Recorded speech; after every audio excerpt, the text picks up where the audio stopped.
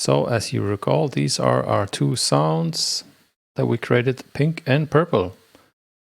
And then in the next part of the song, we have this blue main sound. So we need to create a transition between these two. So if we just play back as it is now, starting from 31.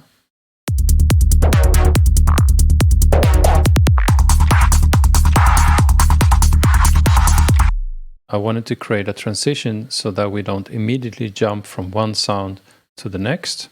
I want to have some kind of small bridge, and I want to use the sounds that I just created and create some kind of effect or twist them in some way. First of all, I need to create the space to do so. So with my time selection tool, just hit key number 2 here. I'm going to make a selection up in the header, 2 bars. When that happens, the time menu pops up and I can insert silence. I've just created this gap. I'm going to go ahead and fold this group together of hats. These 2 channels I'm not using at all at the moment, so I'm going to go ahead and deactivate those and hide them so we don't get distracted, or I don't have to scroll up and down all the time. Right, so we now have this mini break. And now it's time to fill it up with something. I think I know roughly what I want to have. I am going to create a copy of this clip by dragging it back into the clip launcher. That way I will have the notes that I need in the right pitch and length. Just gonna create a interesting clip here, repeating the notes.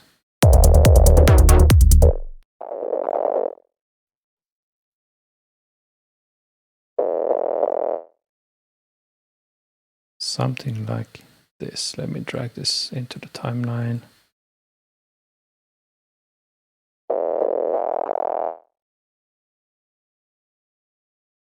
So we have some automation here. And this is the amount of randomization. For this break, I want total control. So I'm going to drag randomization down to 0.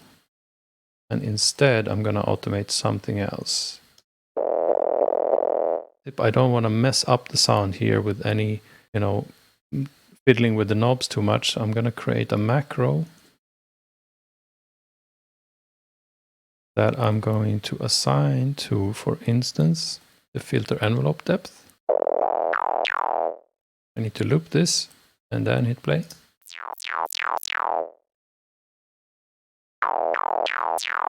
Okay, I think this is a nice kind of sweepy thing to do. I'm gonna sweep up and then down. First of all, create a few more notes and then create the automation to sweep up and down.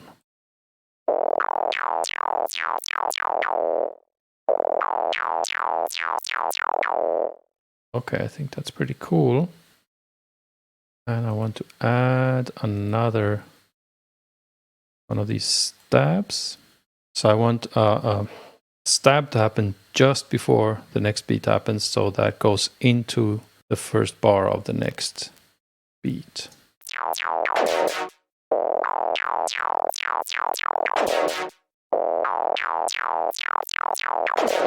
Where are you? There.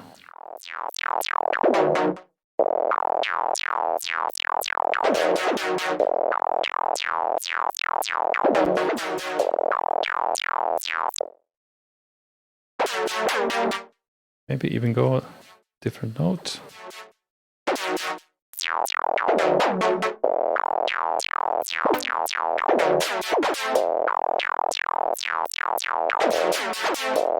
Oh, will that sound if the beat starts?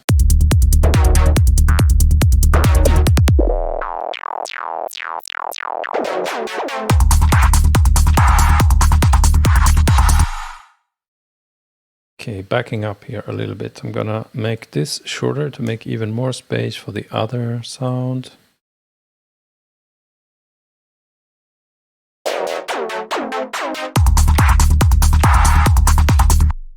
Okay, so this sound is actually monophonic. I need to make it polyphonic so the notes go into each other.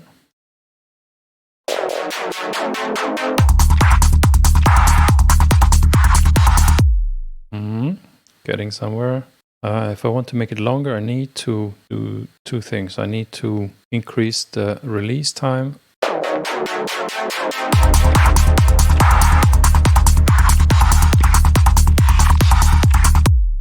Right, so I can automate that. I want to keep the release where it was before.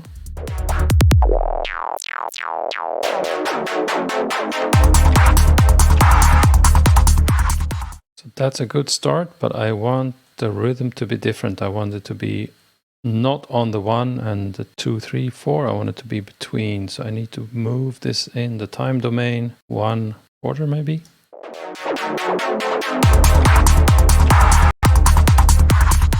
That might work. So I need to make this longer.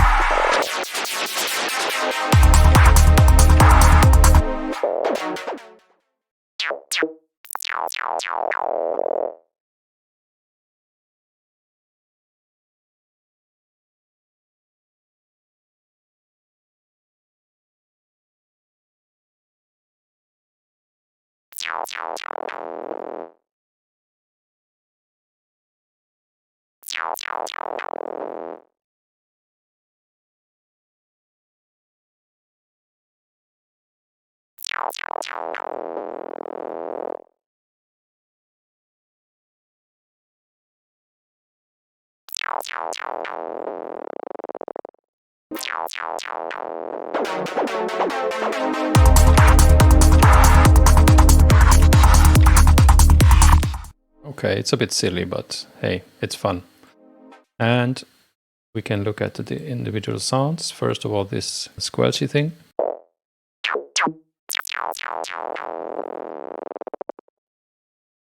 What I did here is I made some automation with the filter to go down with the resonance.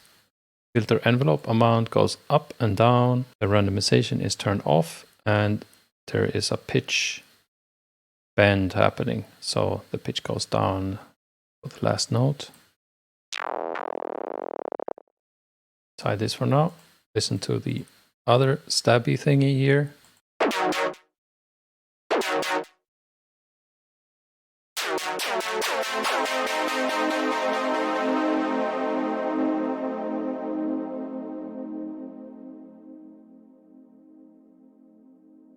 So again, there's a lot of different automation curve going on here. I'm turning off the LFO that gives it this rhythmical property.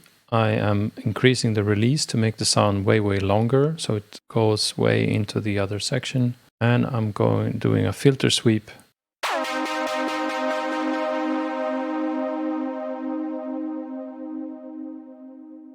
Actually, maybe I need to go down with the LFO earlier.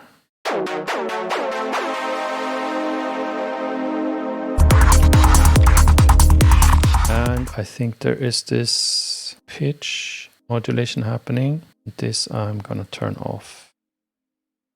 So this is at 100% here, but I'm gonna bring it down to 0 already before the first note hits in the break.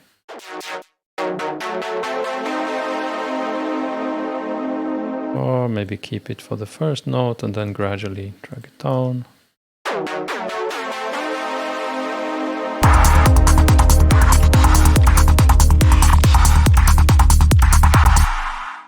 I'm not sure about the sequence of notes here.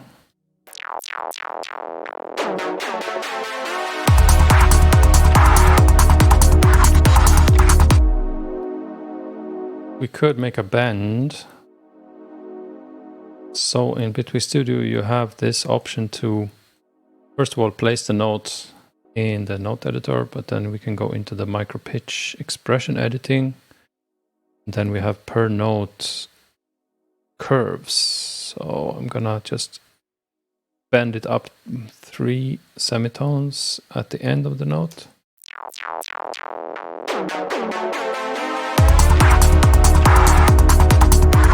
Yeah, a bit too static.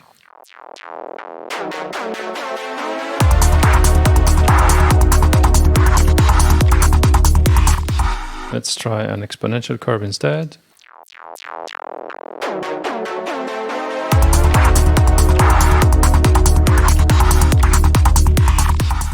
So that sounds all right. Now let's beautify this a little bit with some effects. Want to make an effect for both of these sounds together. So I'm going to group them now. Just select both and hit Command G. And we now have a group. I'm gonna call this the synth group for now. So what I can do is I can add effects here to the group. And what I like to do is put them into a chain device. That way I'll have some cool control over both with mix control. So let's listen to this.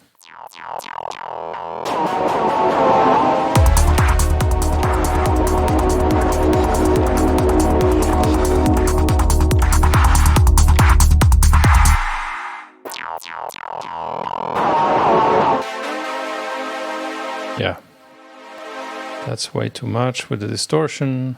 Maybe we want something else. Let's find something else.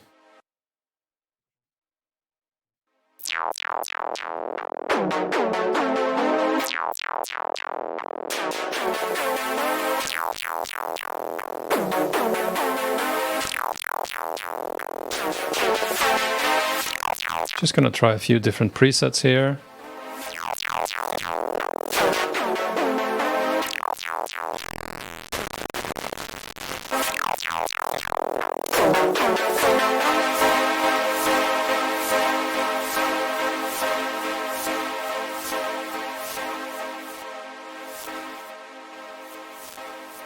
Yeah, that's not too bad.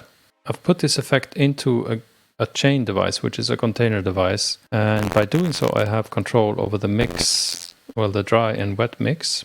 And I can automate that from the group automation lane. So let's do that. I am going to sweep a very simple curve. I want to solo the group for now.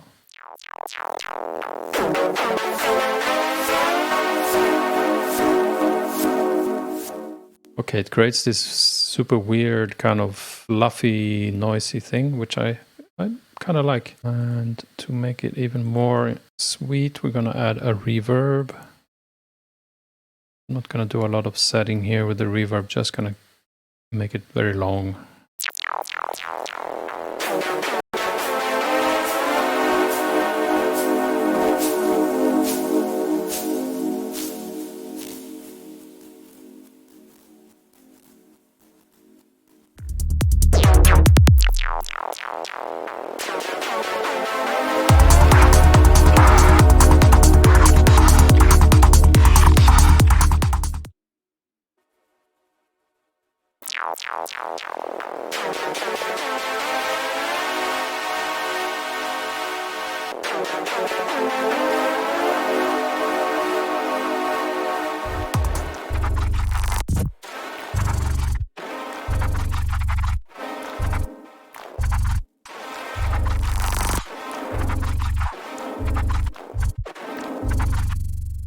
In the end, I did do quite a few changes, and I'm not entirely sure this is going to be the final version, but this is an example of a process that I would go through and reiterate and refigure out a couple of times before I think I'm happy with it.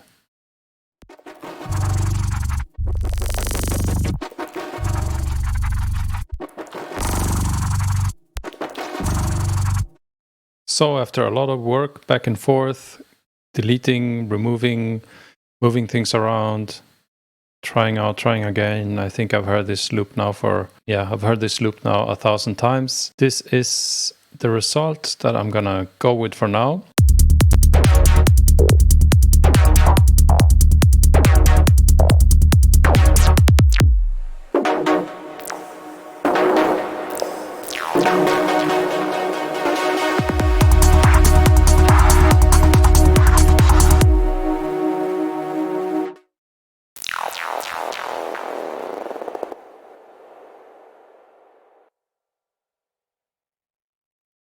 Let the stabby sound go into the break.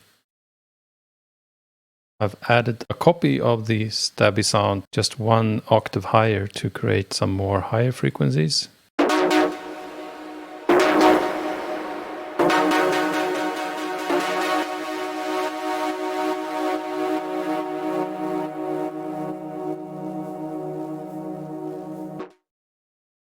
And as you can see, there is some automation happening here. First of all, cutting down the pitch modulation envelope. I go down with the resonance. I am removing the LFO amount, which is what gives it the rhythmical sound during this part. I want it to be a steady paddy sound in the end when it fades out. I'm increasing the release of the amplitude envelope so that it's longer, and I'm doing a filter sweep. For the copy here, the octave higher copy, I'm also doing some automation, which is related to the above track. All these 3 synth sounds are in a group I'm calling the synth group. In the synth group, I've added a chain device, which is a container for effects. And I'm automating the mix of the chain. The chain contains a bit crusher, a reverb, and a dynamics processor to give it, can't see it because I'm in the way. You can call this, because I wanted to get some kind of rhythmical effect. So the kick drum is triggering this dynamics to give it some side chain. Let's listen to the group. So when the kick starts again up here, it starts sidechaining. The reverb tail essentially is what's left of this sound going out from the break. Together with the other things.